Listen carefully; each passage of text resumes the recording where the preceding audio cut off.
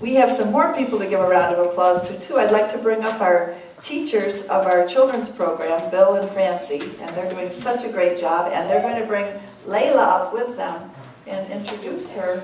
We're so excited to have Layla join our team, and I'll let Francie and Bill say something about this. Great, yes.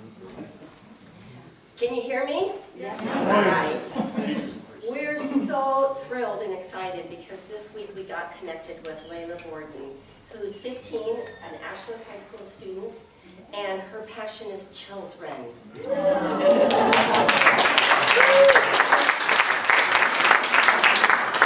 been praying and asking for this for months, for the right combination, and boy did we hit the jackpot. Her passion is children. She absolutely loves them. She volunteers and does all kinds of things with them, babysits, does the YMCA, so you'll probably see her throughout town doing things with children. She wants to be a teacher, and she wants to be an ECE specialist, which stands for Early Childhood Education Specialist. So, and then beyond that, it just keeps getting as great. She was raised by an anthropologist, so she has a world vision, appreciates and respects all cultures and religions. Some of her other attributes are she loves sports, she's musical and has a guitar. I can't carry a tune and a button, so that's great.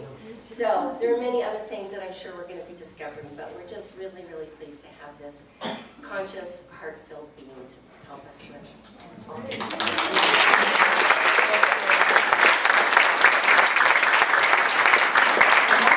Now, the subject of all of this will bring up the children. Right. And as Would the you kids be willing to come up? Norma, please, we're practicing, good morning, we're doing a presentation in 2 Sundays, June 14th, the children We're are. calling it Children's Sunday, and the children are going to be with us in the service, and they're practicing up, and we're going to be doing a whole presentation for us, so that's really exciting. And as you can tell from Sundays to Sunday, we always have a few that are, up here usually every Sunday, and then usually we have new faces. So just bear with us because it makes for interesting practices. Hi guys, glad you came up. Thank you. So let's sing together, Face of God. You are the face of God. I hold you in my heart. You are a part of me. You are the face of God. You are the face of God. I hold you in my heart. You are a part of me. You are the face of God. Have fun.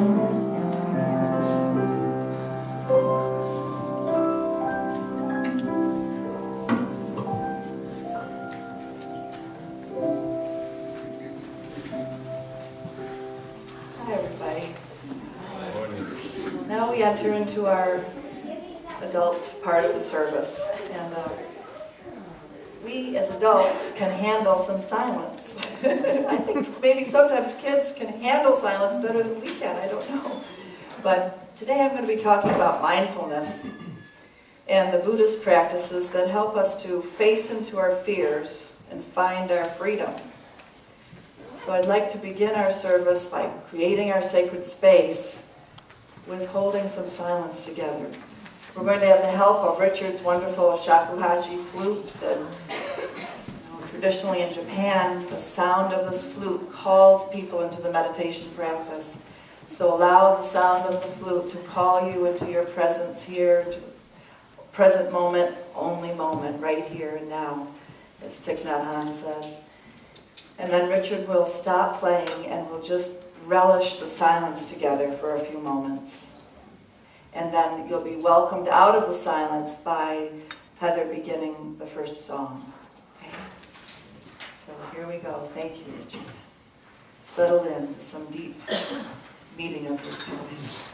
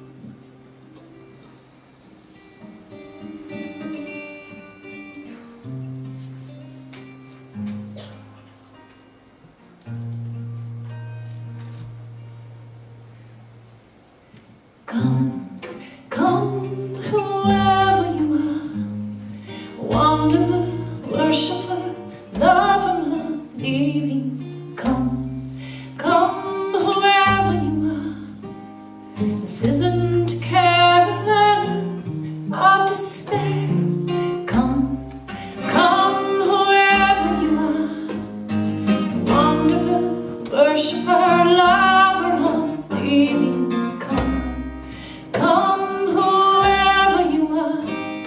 This isn't a caravan of despair.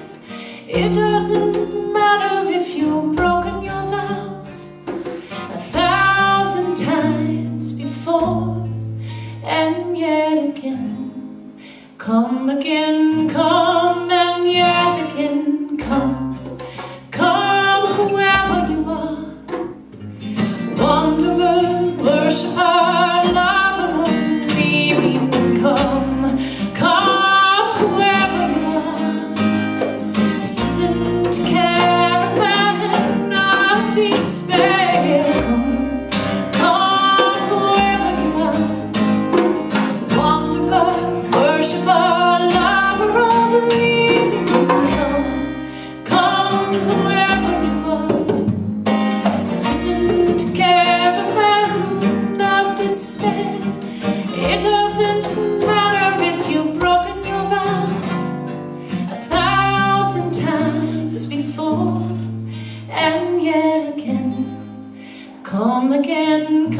come, and yet again come.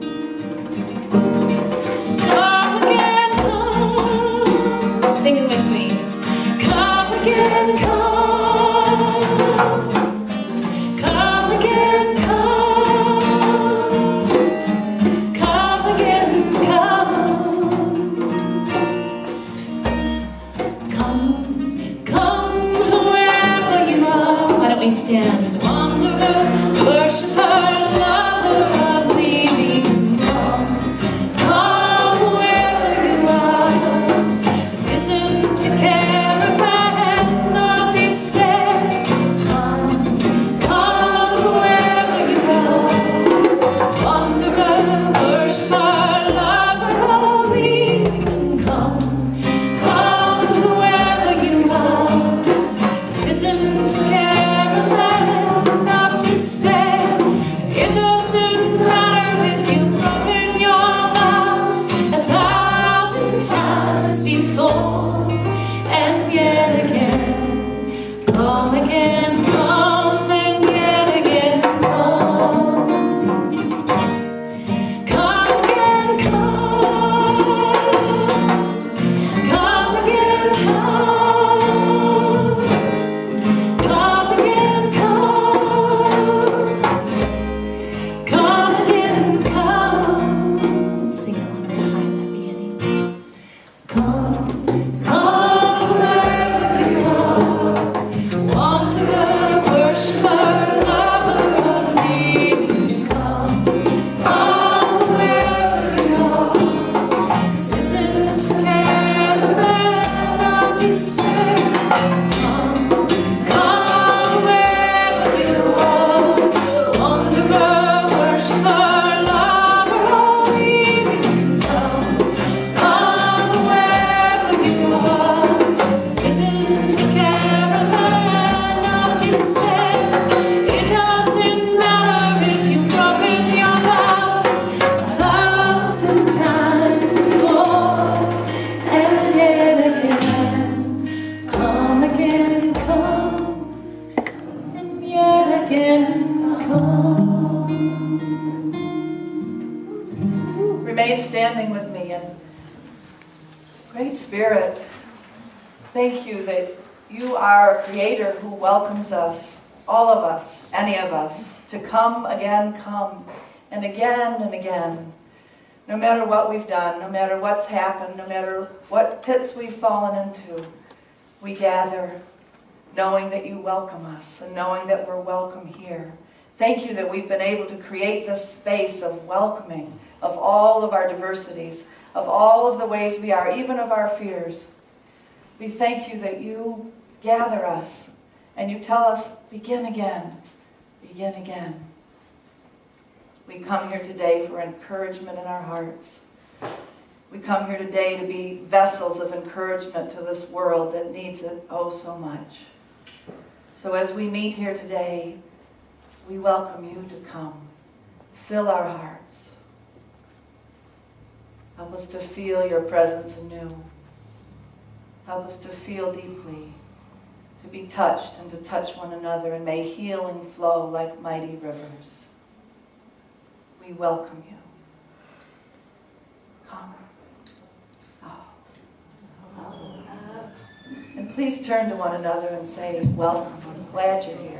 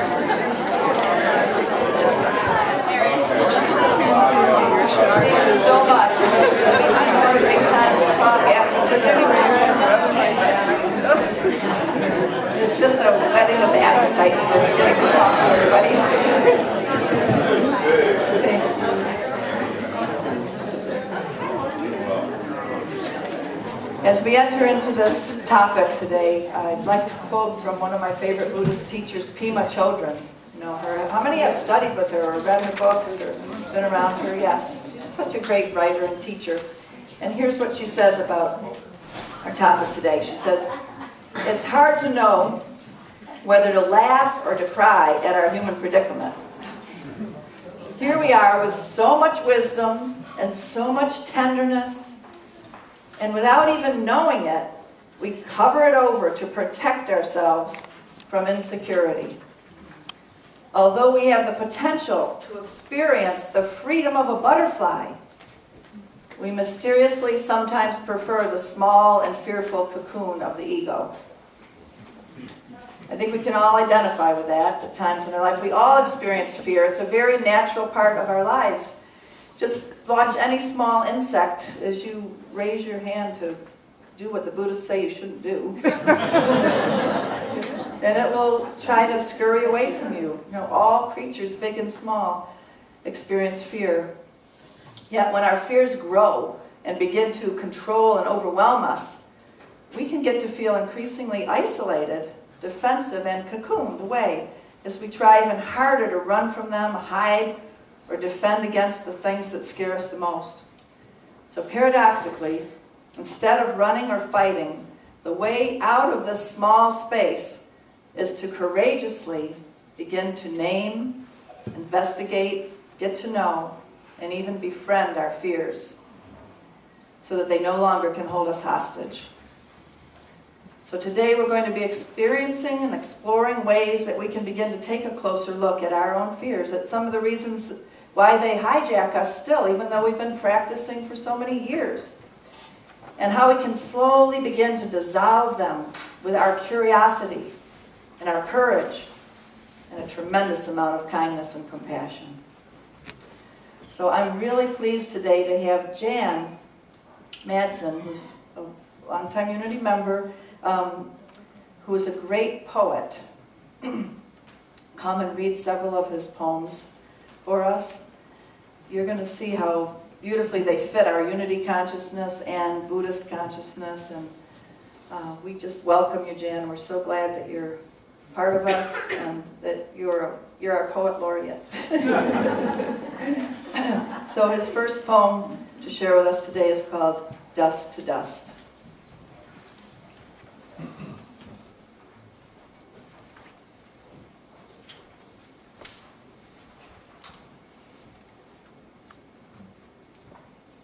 It's got an on switch.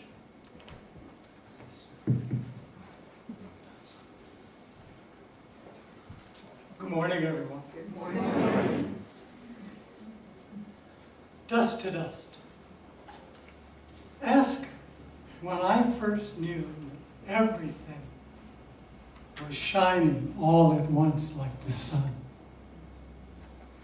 I must have been very, very young. It must have been a morning like this.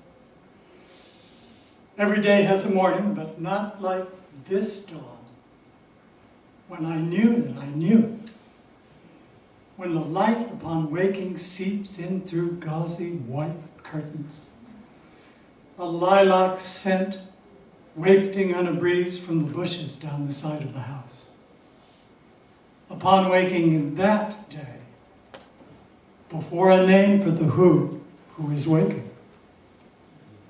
The dust is dancing in the sunbeams, and I know then, for certain, that it is the dust in which I will one day dance forever and ever.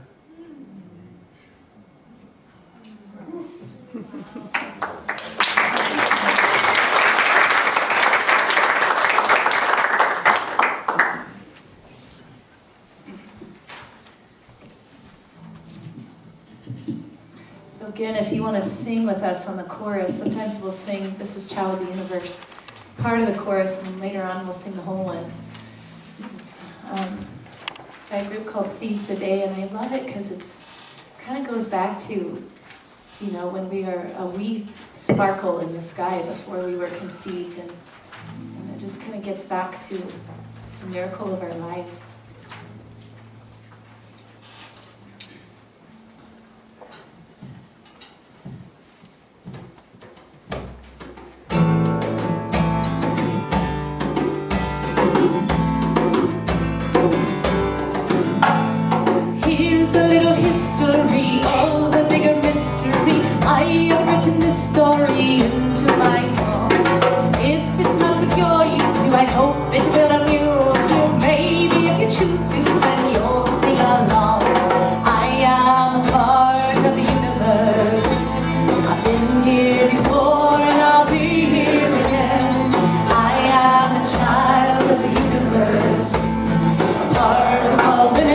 and a part of all men. Once upon a sometime and once upon a somewhere, once upon a somehow there was a big bang. Energy revolving and energy resolving, energy evolving, and that's what I am. I am a part of the universe. And therefore I'll be here again.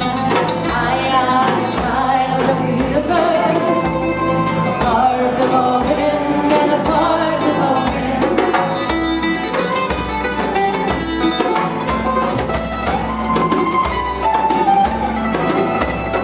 Just a little notion, one pattern in a potion, one ripple in the ocean, no purpose or plan.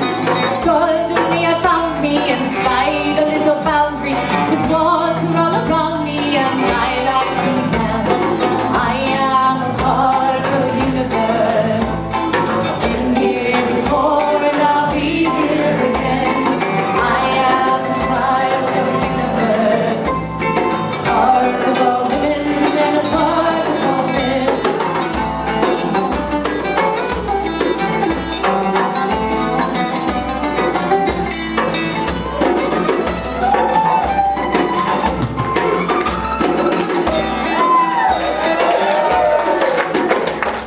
Feels a little cramped in here, I need a bigger atmosphere. Push the lover back and we're ready to go. Up into the sunlight or out into the moonlight. Give appetite a green light and watch the world glow. I am part of the universe. Therefore I'll be here again. I am a child of the universe. Part of all men, a part of all men. All I ever could be and all I ever should be, all I ever will be is here. All I ever could be and all I ever should be, all I ever will be is here.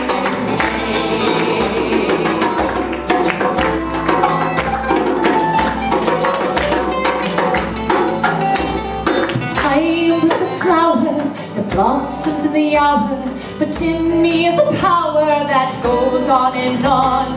Power in the root of me, power in the shoot of me, power in the fruit that shall pass my feet on. I am a part of the universe. Therefore I'll be here again. I am a child of the universe, part of all women and part of all men. All I ever could be, all I ever should be, all I ever will be is here in this space.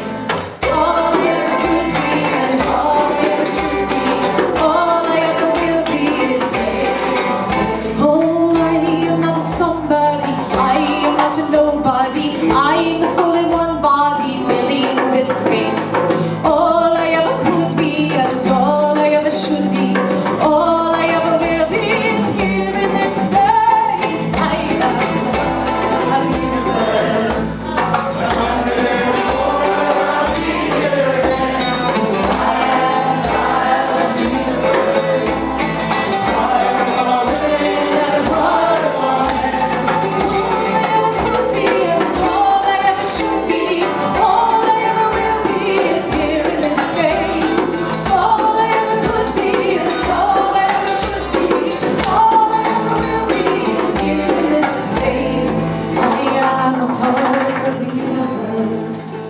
I've been here before and I'll be here again.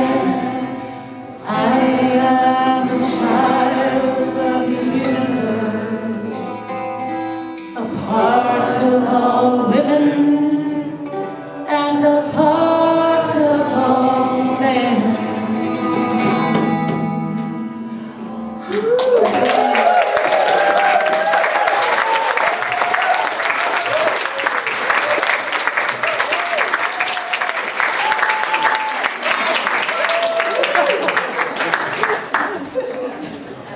Ooh, that was fun. Thank you. Yes. So you are in this body right now, and you come here to get reminded that it's very, very important, your life. Because you are a culmination of all your lifetimes, you know? So maybe you've had a lot of lifetimes on planet Earth, and right now, yourself and your consciousness is the culmination of all of that. And at the very least, if we're not even talking about reincarnation, you're a culmination of all of your ancestors. And they put a lot into getting you here. So it's very, very important, you, this lifetime, and what you've got to offer to one another and planet Earth right now. So I've asked Karen to come and read for us these wonderful affirmations that we do sometimes in the New Thought tradition. And these come from that wonderful African-American woman, prophetic preacher down in Santa Cruz from the Living, what is it called? The Center, no, it's a Center for Spiritual Living, but Inner Truth Center or something like that. Anyway, thanks to Deborah Johnson for these wonderful affirmations. So they really speak to how important it is to value who we are. Let me fix it now. This seems really appropriate in my life right now. I'd like to read each one twice, and the third time, read it with me, okay? I know that my life is filled with meaning and purpose. I know that my life is filled with meaning and purpose. I know that my life is filled with meaning and purpose. I know that I am not here by accident, but by divine appointment. I know that I am not here by accident, but by divine appointment. I know that I am not here by accident, but by divine appointment. My existence is ordained. My presence is a blessing to the world. My existence is ordained. My presence is a blessing to the world. My existence is ordained. My presence is a blessing to the world. I like this one. Something inside won't let me play small. Something inside won't let me play small. Something inside won't let me play small. Something inside is forever calling me up and out. Something inside is forever calling me up and out. Something inside is forever calling me up and out. And this is for the couch potatoes. I no longer seek comfort in the comfort zone. I no longer seek comfort in the comfort zone. I no longer seek comfort in the comfort zone. I gladly step into my greater yet to be. I gladly step into my greater yet to be. I gladly step into my greater yet to be. I have the courage to embrace the greatness of my life. I have the courage to embrace the greatness of my life. I have the courage to embrace the greatness of my life. I have the courage and humility to be what life asks me to be. I have the courage and humility to be what life asks me to be. I have the courage and humility to ask what life asks me to be. We need to do that again. Yeah. I have the courage and humility to be what life asks me to be. And the last one, I'm honored to be me. I'm honored to be me. I'm honored to be me. That feels good, doesn't it? Now Deanna's going to come and read another poem. And I love this poem. It tells us a story. And it's about how even though we know these things that we just said, sometimes we get forgetting them. And we get into these circumstances in life, but then we get reminded that we can be free, no matter what besets us. So this is a great poem called Tethered.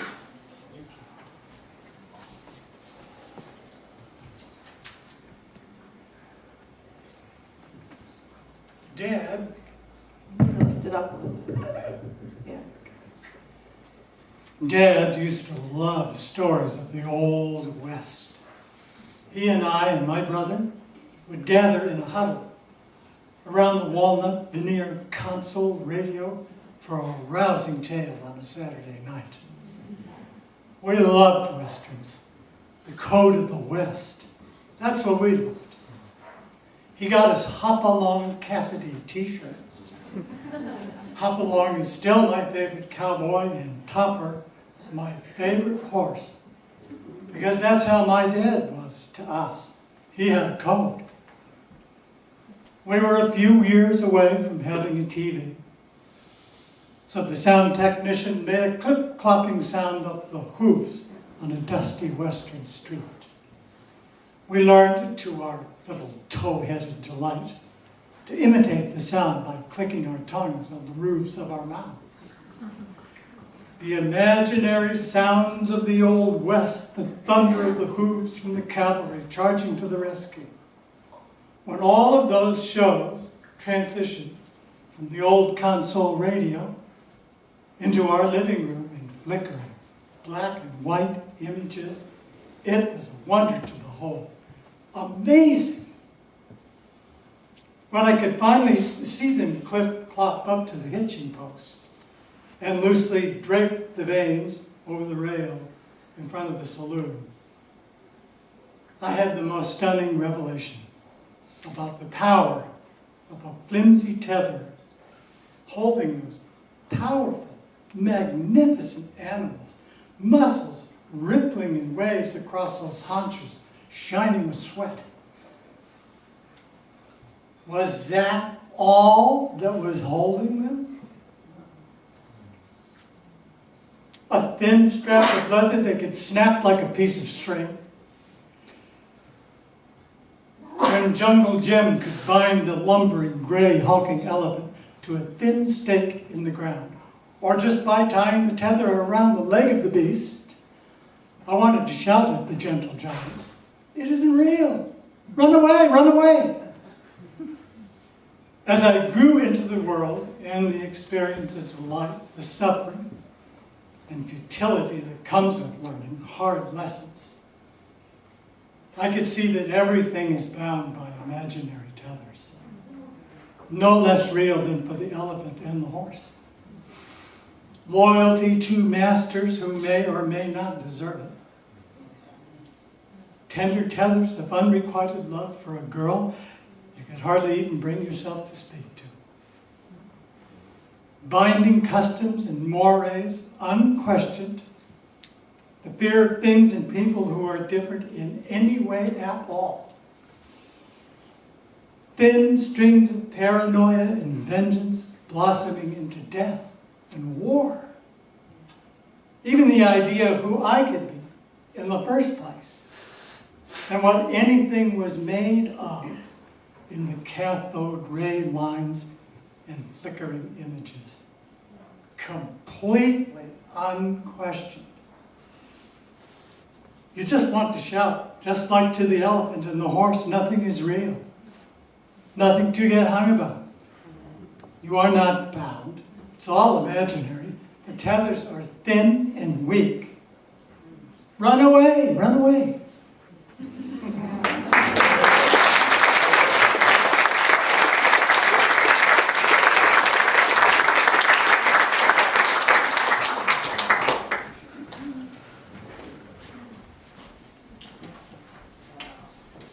While Heather and musicians are coming up, I'd like us to take a moment of silence now and just feel into, closing your eyes if you would like to, and feeling into, where are those tethers in your life?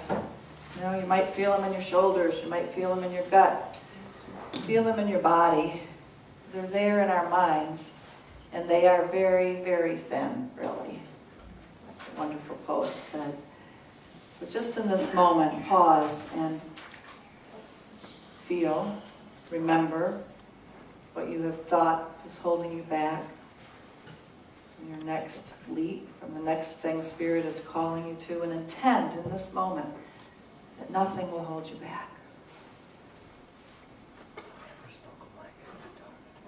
whatever fears beset you, they're thin tethers. And the power of love is so much stronger. It's coursing through your veins. The power of love is who you are. Feel the passionate flow of you being a horse or you being an elephant and how strong you are in the power of love. You are called to express it in each of your unique and beautiful ways. That's what you're here to do. Express this power of love through you. So right now, just watch the tether fall off the post. Watch it come loose with just a tug. You are free. You are free. We're going to hear a beautiful song now by Sarah McLaughlin. This is the solo song of the day. I love Sarah McLaughlin, don't you? This is such an appropriate song for today. It's called Witness.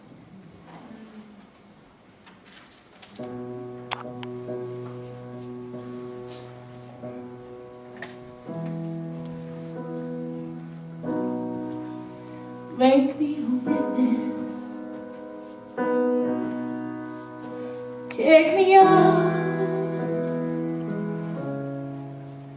of darkness, out of doubt. I won't wear you down with good intentions. Won't make fire out of clay or other inventions. We'll be born in heaven like we do down here. Will the change come while we're waiting? Everyone is waiting, and when we're done, so searching, and we carry the weight and die for a cause. Is misery made beautiful right before our eyes? Will mercy be revealed or blind us where we stand? Will we burn in heaven like we do down here? Will the change come while we're waiting? Everyone is waiting.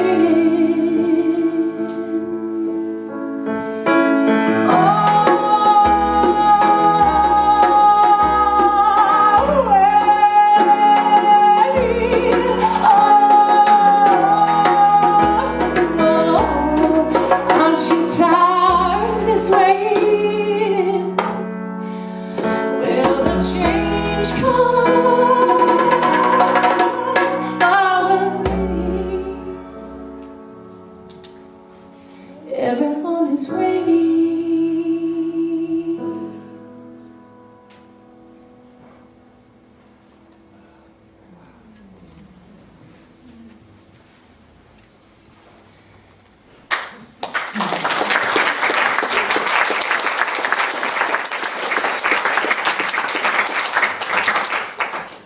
Everyone is waiting for us, for liberation, for us humans to do the work of liberation, to do the work of heaven on earth.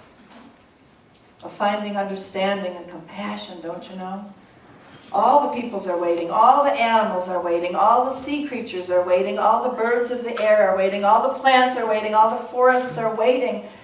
They're waiting for us to do this awakening, to awaken to the full power of who we really are. There's a great poem that is coming next that's called Never Ever Us.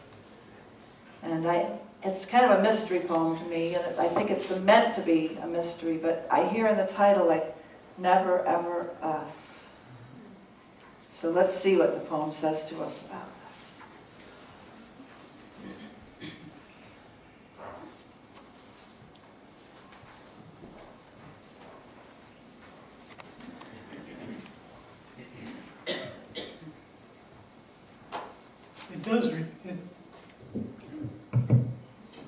It is about never ever us. There is a species of minute butterfly, so tiny they can barely be seen. They exist only in the human eye and flit one to the other when something is seen that simply cannot be. The name of this genus is Never Ever Us. They are only here to keep us from harm. The lifespan is usually very short, depending. They evolved in the famous cloud of unknowing. Yes, that one. Like the time when I was only 16 and they told me my mother had died. A cloud of them flew across my face. We all have them. But because they're in our own eyes, we can't see them. A fleeting memory may flutter on occasion. They have no real existence, so what good is that? Only those who love us can see them. None of it really changes anything. But it does soften the blow.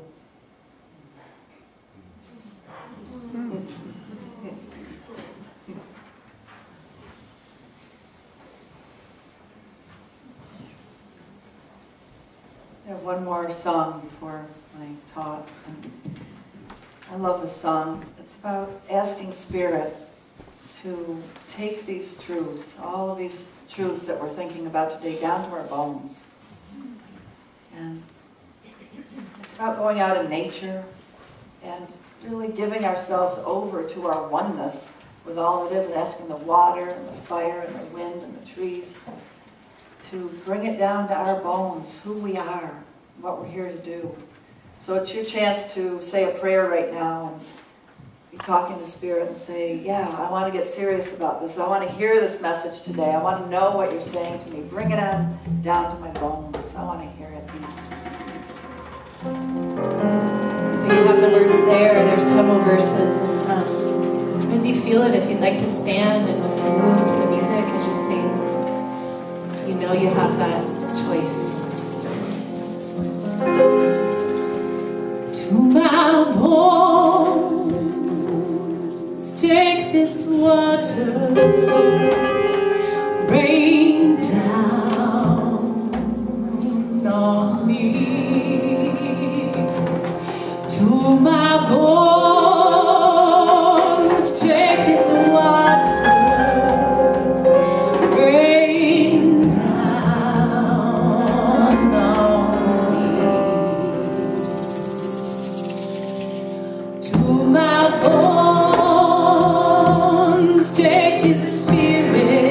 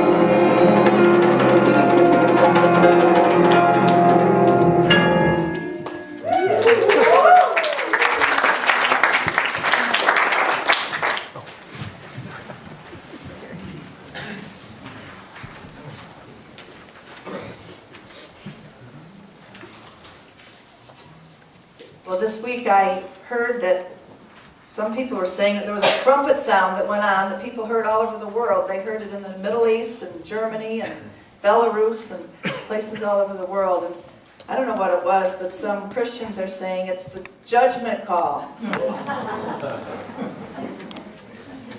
So, Lord knows there's all kinds of reasons to be afraid in our world these days, you know. And there are some people that do choose to look at it that way, and then others of us that are working on transmuting fear, you know.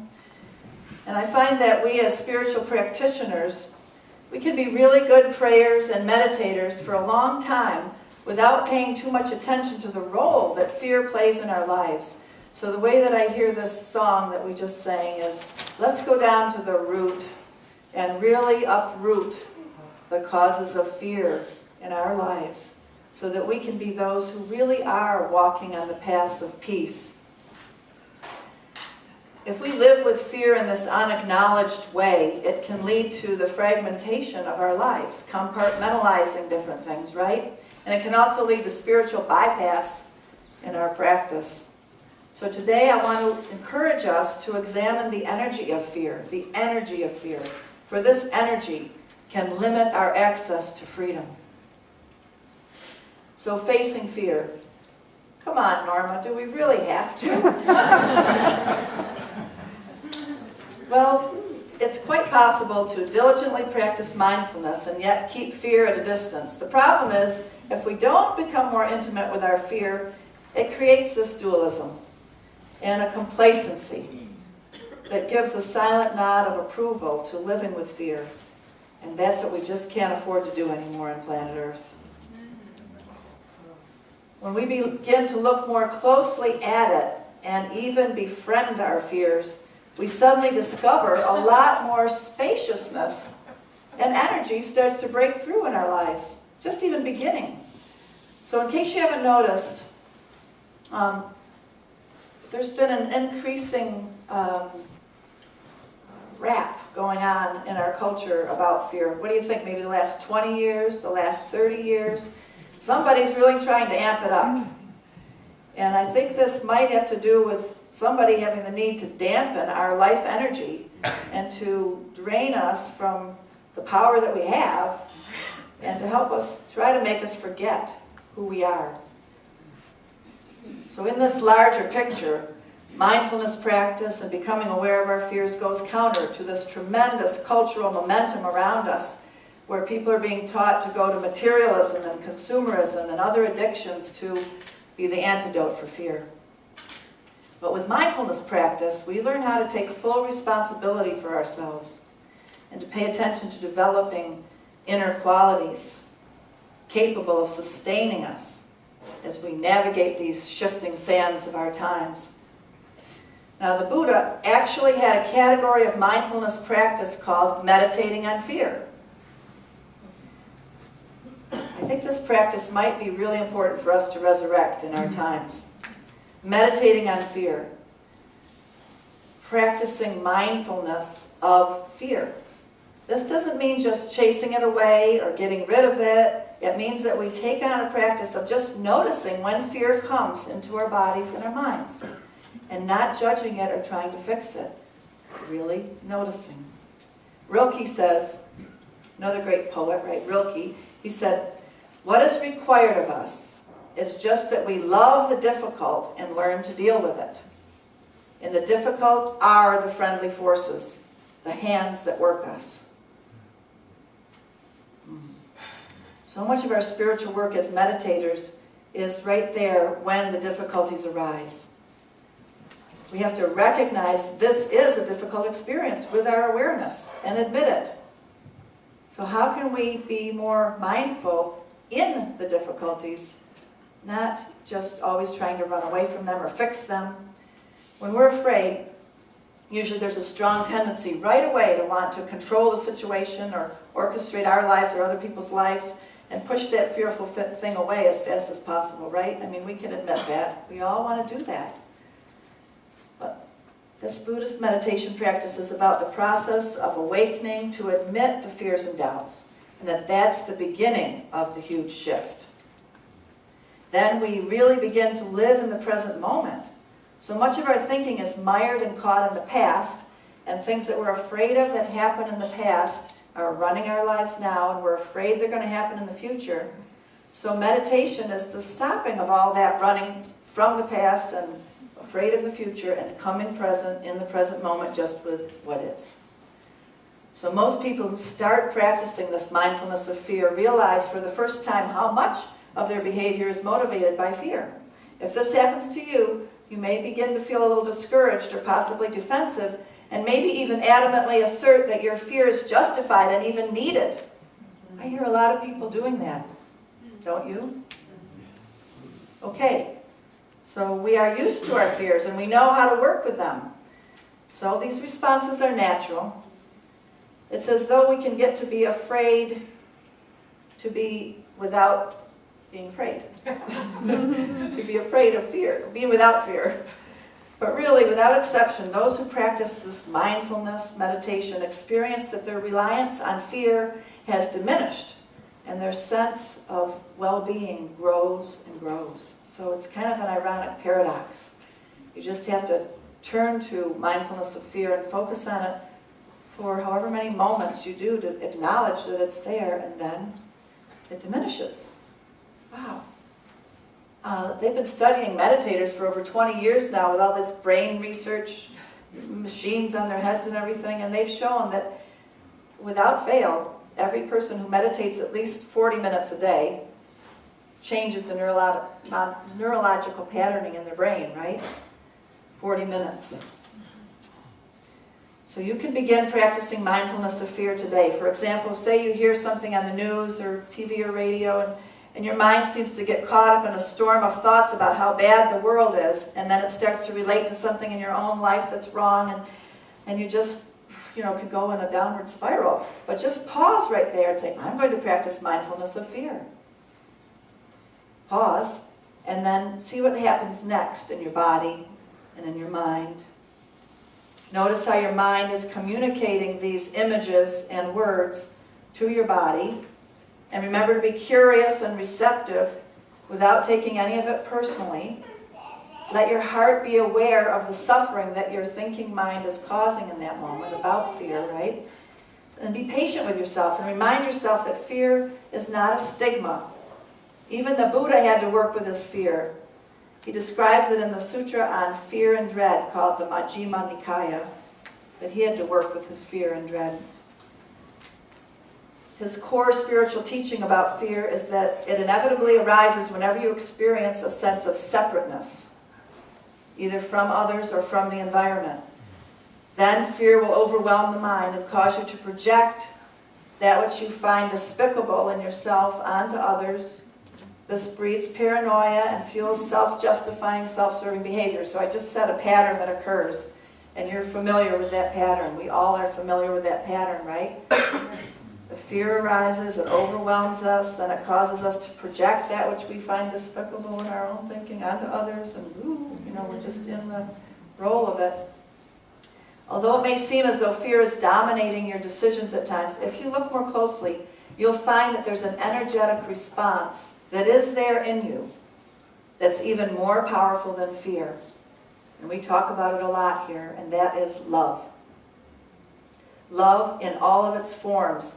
Appreciation, generosity, caring, tolerance, patience, creativity, service. Love in all these forms is stronger than death, says the Jesus text. So in any particular moment, when the energy of fear is being promulgated and it's starting to take a hold of you, just pause, take a breath, and realize, wow, what can I appreciate right in this moment? What can I be generous about? What can I do to be caring? What can I do to be tolerant or patient or creative, right? So as we grow spiritually and begin to see how interdependent all of life is, our sense of separation diminishes and diminishes. There are very few moments as you go along in the spiritual path that you actually have to feel separated at all. And if you are separated and are feeling afraid, the thing to do is call an ally. Find someone to be with you and remind you that you're not alone. or go and be with people that are alone, like in prisons or places where people get isolated. Be one of the people that goes and tells them, you're not alone.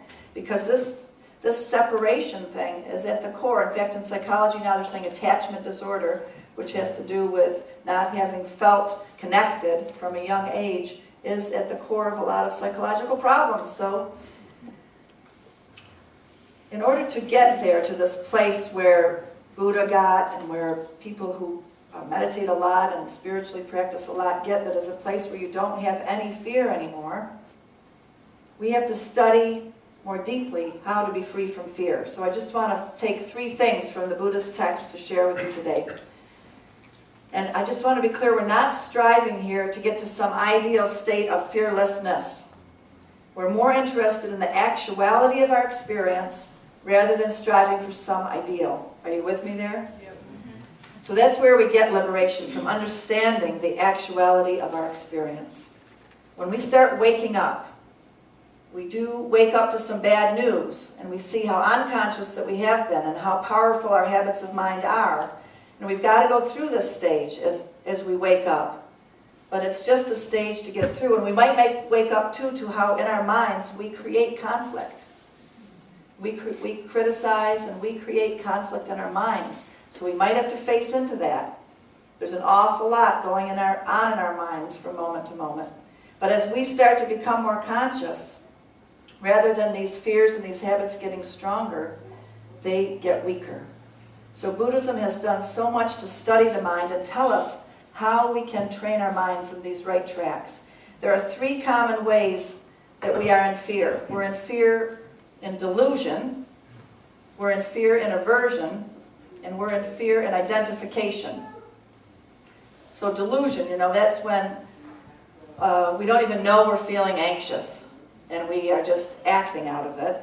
In other words, we're really deluded. We're doing something and we don't even know why we're doing it.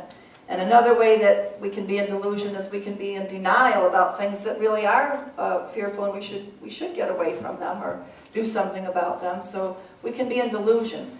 The second one is aversion, and you know how that feels. Something comes along that you both physically and emotionally feel challenged or hurt or triggered by, and right away you feel aversion to it and you want to get away from it. You feel overwhelmed. You want to push it down, repress it, or judge others. So aversion. And the third one is identification. When we claim fear, identify with fear, we can say, I am an anxious person, or this is my fear. Well, why do we say my fear? It's not really necessarily your fear. It's a fear that's just there. You don't have to identify with it so closely. So that's just to give you a little overview of those 3. Now let me go into those 3 a little bit more deeply. First, delusion. So this is when we're not even being aware that we're afraid. We're keeping our fears secret from ourselves, but they still control us and drive our behaviors. Just to share a story with you to describe this, maybe some of you can relate to this, but it's a story from a meditation teacher that I had, and he told that he was a brother in a family with 3 other brothers, and that his childhood house was chaotic, to say the least.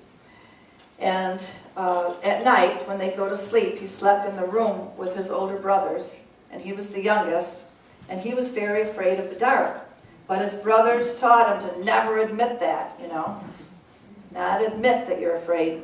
So instead, every night they would fight over how far the door should be cracked open. And then he'd wait till all the brothers went to sleep, and he would creep out and crack the door open a little bit more. So he said, why would I ever admit that I was afraid? Because they made me ashamed of it. So lots of times it's shame that's controlling us and contributing to how we oppress our awareness of our fears, right? We get afraid to admit that we have fears because we've been shamed by somebody. So a lot of the work of liberating ourselves from fear is shining the light of awareness on it and realizing where we are afraid.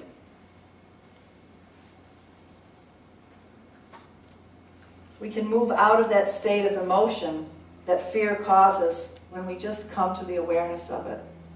Then we don't have as much aversion.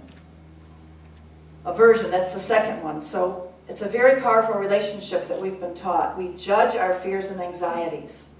We judge unpleasant experiences, and then we avoid the conditions that bring them up. For example, a story about a college student tells how she was so terrified to speak in public that in English class, the teacher gave them the choice that they could write yet another 30-page term paper, or they could get up in front of the class and give a speech just with cards and not have to write it all out. And she was so afraid of speaking in public because she had felt really oppressed and repressed in her family that she chose to write the 30-page term paper instead of giving up and giving the talk. So I bet some of you can relate to that. A lot of us have fears of public speaking, and believe it or not, I had to get over my fears of public speaking at one point. So our fears can make us waste a lot of energy, right? Do you get my point about that? They can make us waste a lot of energy. Do things that we don't have to do to try to get around our fears. And we're conditioned to do it that way, but it's really wasting a lot of our time and energy. So the third thing is identification. If we don't shine light on the fear, it becomes very solidified. When we shine light on a particular experience and not define ourselves by it, then it becomes more malleable. It's something that we can learn from. There's less clinging in our mind to this identity with it. We so often cling to an identity as a victim of this or that, We define ourselves. I was a victim of this. I was a victim of that. In this identification with it, we're trapped and even defeated. We have all sorts of ideas and preconceptions of who we are. Like I gave that one, I am an anxious person. How many times have some of you said something like that about yourself? I am this way or I am that way. Well, there's another approach than naming ourselves this or that, and it is silent observation. Not criticism, not trying to ward off the experience through self-improvement programs. Just observe. There's an old Buddhist story about a monk who lived in isolation in a cave where he painted beautiful murals on the walls as part of his meditation practice. And with his strongly developed concentration and acquired skill, he painted a ferocious tiger that really appeared as a live one on the wall, and it was so real that it scared him to death. So all these things that arise in our minds are like the monk's brushstrokes on the cave wall. None of them, not even the ones that seem to be the most solid, are composed of lasting, unchanging substance. Right? When the fear feels stuck, realize that you must be clinging to a perception that's merely painted on the walls of your mind. It's this clinging, not the danger, no matter how genuinely threatening it might be. It's this clinging that's the cause of your greatest distress. The proper response is threefold: continual mindfulness of the fear, then deep compassion for the suffering that it's causing you, and then cultivating equanimity or calmness that allows you to stay with it. Lots of times we so strongly identify with a fear that we do call it like my fear. We get really in ownership of it. But I just want to give you a list of fears, not to make you depressed, but just to point out the fact that the things that we take personally are incredibly common. Everybody has them. There's the fear of sickness and death, the fear of the unknown, the fear of change and transition and losing control, the fear of being alone, the fear of being vulnerable, social fears like aging, sickness, and death, or fears in our daily life through being hurt in relationships, or fears of conflict, fears of being blamed and criticized and rejected, fear of being seen, self-consciousness, fear of self-doubt, fear of failure, fear of being less than, fear of disappointing others, fear of success. We've all felt these, everybody. They're not yours alone. They're not yours. They're not mine. They're all of ours. And like fear of success, for example. There's a story of when I was a teenager, and I was a small kid. I was the shortest kid in my class, and I was kind of proud of it all the way to my senior year in high school. But in gym class, I was really good and strong. And yet there were these bully kids in the gym class, and we always had to do push-ups to see how many we could do. And so there was this bully girl who could do she did 27 push-ups. And then it was my turn. And I knew I could do a lot of push-ups, and I kept going and going and going. And I noticed as I started approaching 27 that all this fear reaction started coming in my body.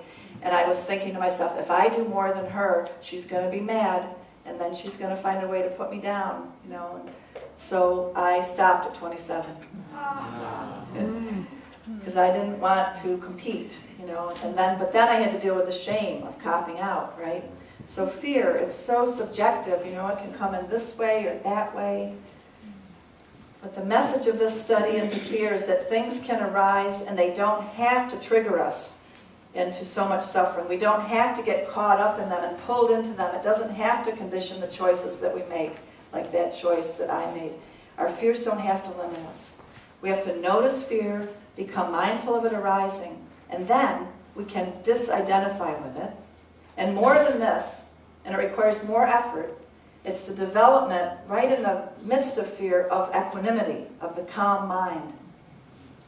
A way that I practiced that through the years was when I went to the dentist.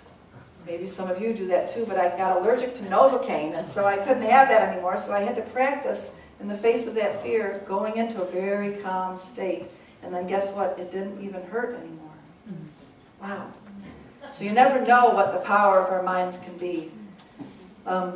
There's just a couple of practices I want to tell you to go away with to be able to quell your fears and build up this kind of calm mind.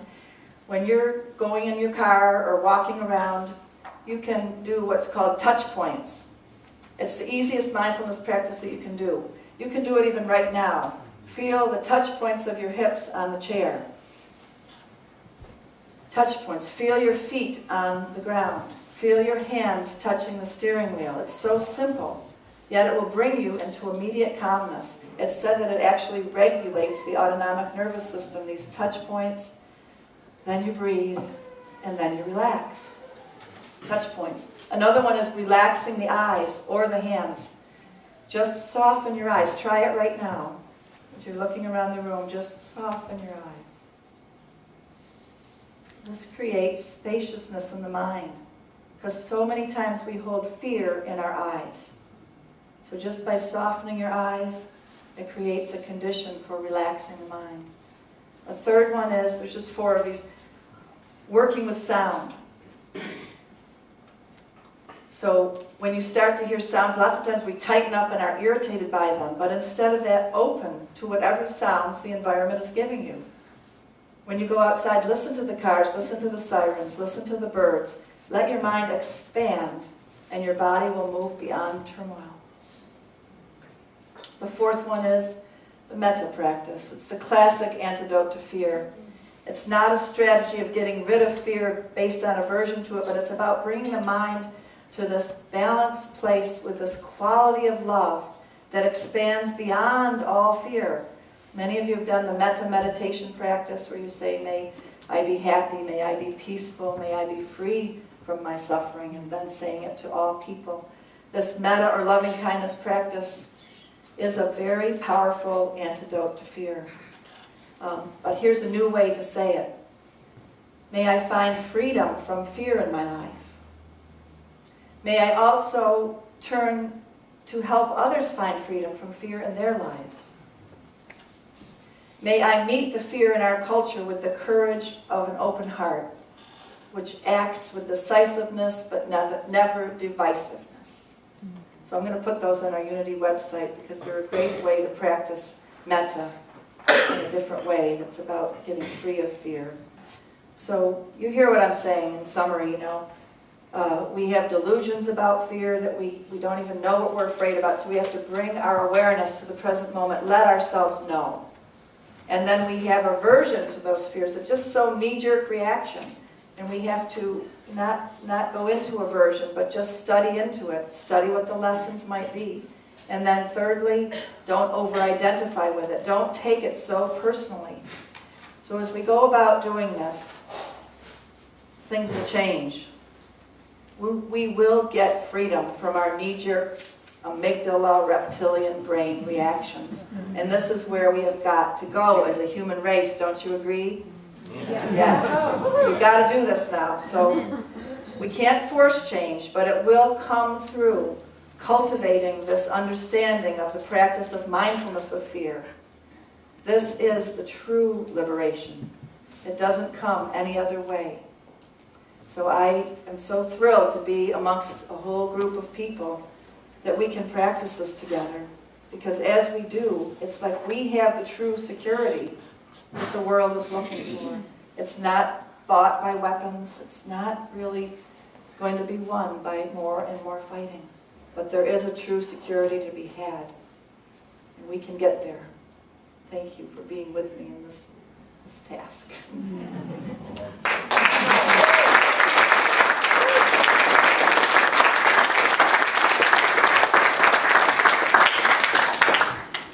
Appreciate you all, and I appreciate your offerings. Your offerings are what make this possible for us to meet and to bless other people, to carry out all the programs that we carry out. So thank you for your generous offering. I'm going to have you go ahead and take the offering, and I'm going to have another poem read while the offering is being taken.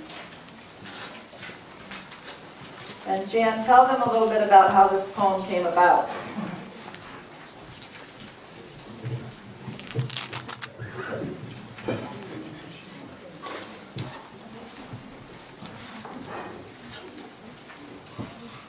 How many people were at the service on the Buddha's birthday, when it really fell on the Buddha's birthday here?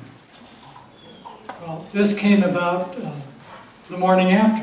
We were taking a walk in Lithia Park, coming out into the square there where the fountains are. A young man, hands clasped like a mendicant, bows before the fountain in the town square. The day after the first full moon in May, mineral waters blessed in the light of the same moon, glowing in the sky, and the Buddha's birth. He is disheveled in an almost calculated way. A tangled mass of blonde hair in a knot, as if he had slept on it under the same moon. He was driven by the same longing as every Buddha. The intervening 3,000 years as timeless as ever. Waves of yearning, emanating, palpable, almost visible, vibrating like a 60s light show. The only sound is breathing, his and mine in sync. Bustling tourists, unaware of the pure silence, or that they would also be Buddhas one day. The waves of yearning, seeking bliss, in the silence that is the essence of the Buddha.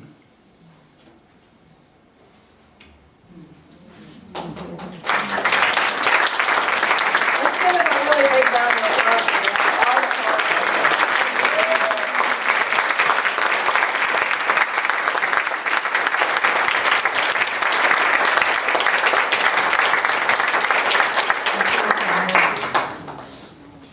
Yeah, that's great, really great. It brings tears to my eyes. Great, almost, thank you. Okay, could somebody else lead a prayer? My love, through me, blesses and multiplies all that I am, all that I have, all that I give, and all that I receive. Thank you, God. Now let's get in our big circle. It's a fun time when we can see everybody's faces and sing our closing song.